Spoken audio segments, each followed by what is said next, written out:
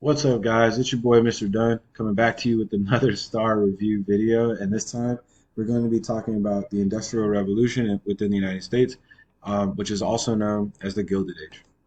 All right, so just a quick reminder for you, the STAAR end of course exam is going to be on April 18th, 2024. If you feel like these videos aren't enough and you would like some extra help, you can come see me in my tutorials every day during lunch or Monday, Tuesday, or Thursday after school from 3:30 to 4:30. Now, there is also another opportunity for you guys to practice your skills. Potentially, we could be either competing against another early college, or you guys might be competing against each of the Avids on our campus within what is called a U.S. History Star Review Bowl. So there's like a series of activities that you guys would complete to see which Avid kind of knows the most stuff. And I don't know if it's going to actually happen or not, but these videos would definitely help you to do that because it has all the information you need and there's practice STAAR questions in between that are from old STAAR exams. So you definitely want to try to do your best with the questions. All right. Now, speaking of the STAAR exam, let's talk about like how the scores work. So there's three different levels of like quote unquote passing the exam. So you can approach, you can meet, or you can master the grade level expectations for success on this course.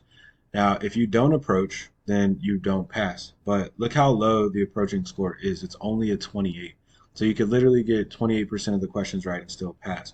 But we are an early college and we want to compete against the other early college. So in 2023, we were at 46% masters the exams. Like that's the highest level you can get to. And look, it's only a 64. It's not that hard to do.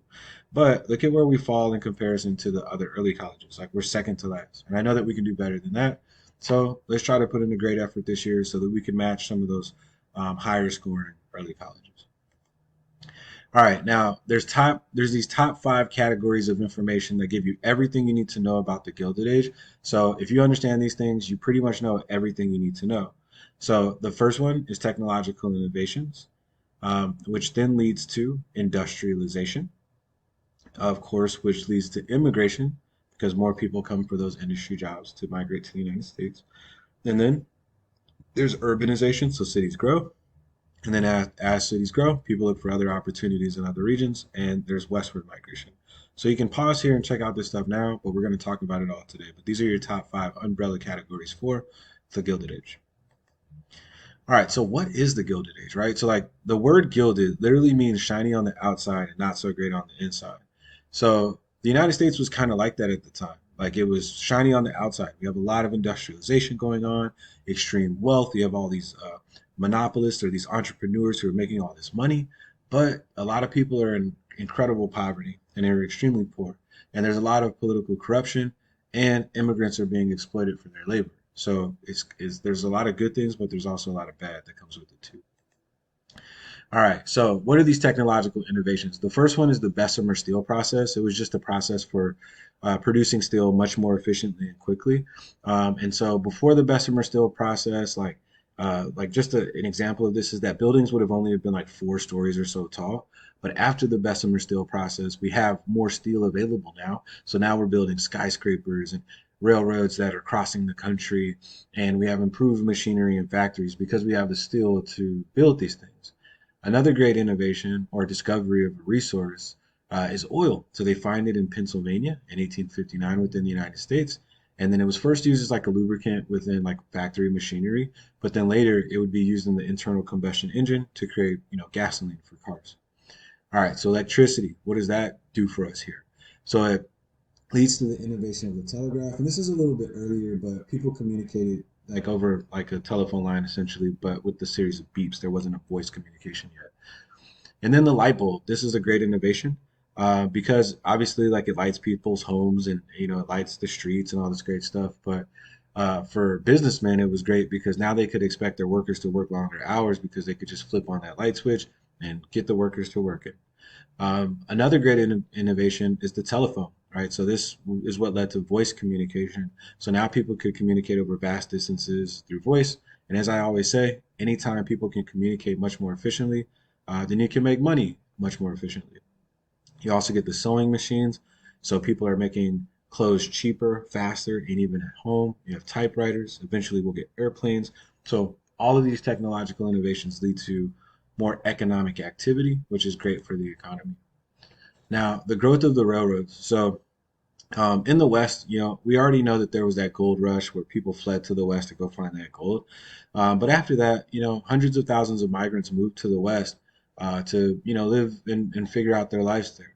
Well, the federal government wanted to make sure that there was a pathway for, people to make that transition to the West and to help carry products from East to West. So we built our first transcontinental railway beginning in the 1860s, and it was completed in 1869.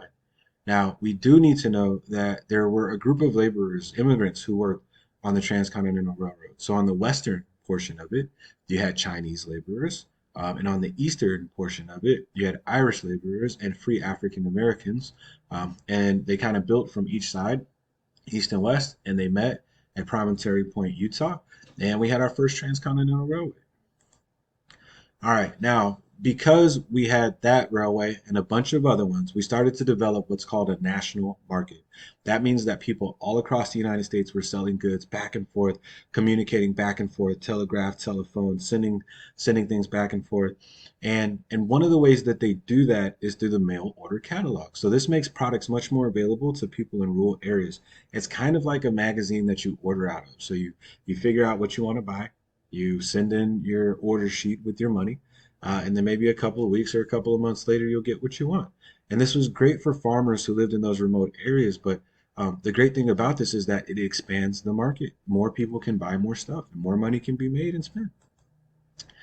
All right, now the growth of the population. So the United States, we see this massive wave of immigration. We go from 2 million people to 76 million people in about 50 years. Cities were inundated, right? And then once people are kind of living here, you have these high birth rates, right? Now, the positive of all of this is that it's cheap supply of labor for businesses, right? Like now they can kind of put people to work. They can kind of get those factories humming. But there's also some negative environmental effects, like the lumbering that depleted the forest. People within the Great Plains, there's not a lot of trees. So as you can see in this top picture here, they built their homes out of sod or that top layer of soil. Mining, of course, destroys the land, to dig out for these resources. And railroads, like the Transcontinental Railway, also led to the decimation of the buffalo because people wanted to kind of get the buffalo out of the way and by extension get the Native Americans out of the way by doing so. And so we also see like the environmental impact on that group of animals and people, right?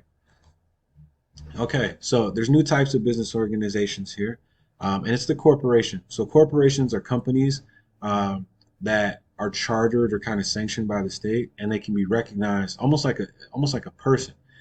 So they could issue stock or sell stock or shares of stock, and people could invest in a company in that way. In doing so, they were able to raise large sums of money, which would help them to build railways. So you can imagine, like if I'm just one guy by myself, I may not be able to build a large railway across the country, but if I get investors who put money into my company and I sell a little bit of the ownership of it, just like a couple of percents of it, then I can still raise a bunch of money and that'll help me to complete that railway and these other really big projects that people had at the time.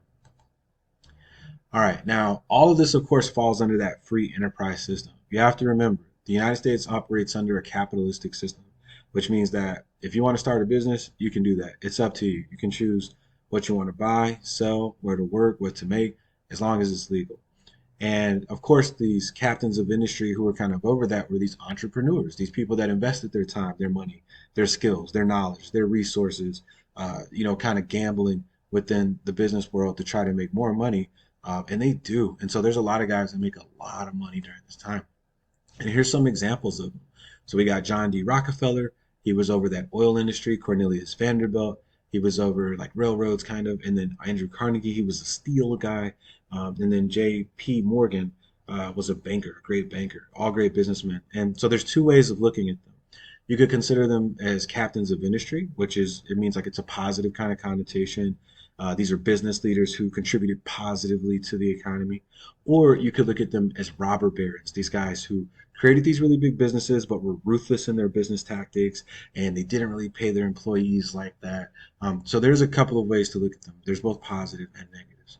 Now, our guy Carnegie, man, so he started penniless. He was a poor Scottish immigrant into the United States, but he makes his fortune in the steel mills in Pittsburgh, Pennsylvania.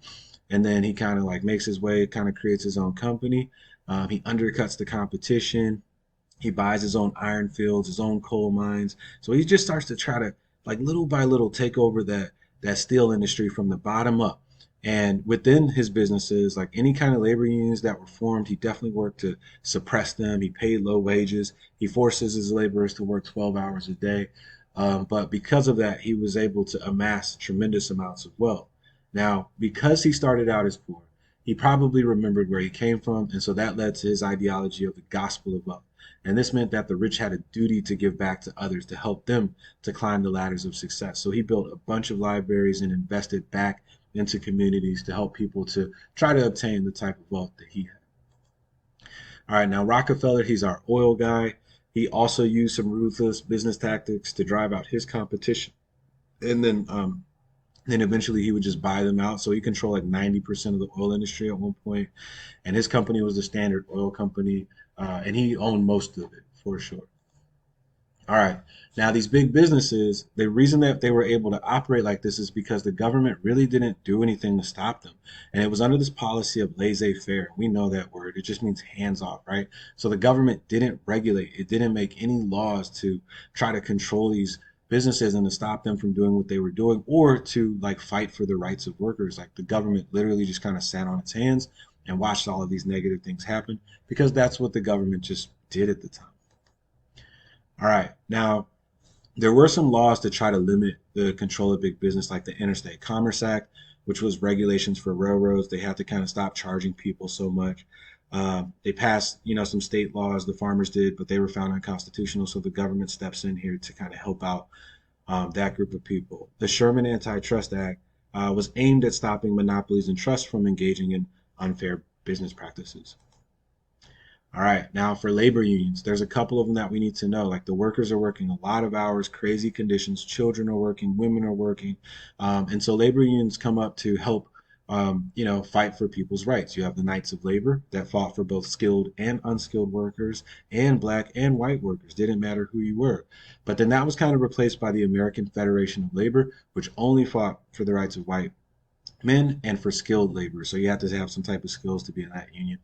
But then there's also some major labor strikes that occurred during this time, like the Pullman strike, which was in one of like a railway company, and then the Homestead Steel strike, which was in one of Carnegie's steel plants. So there is a little labor unrest at the time.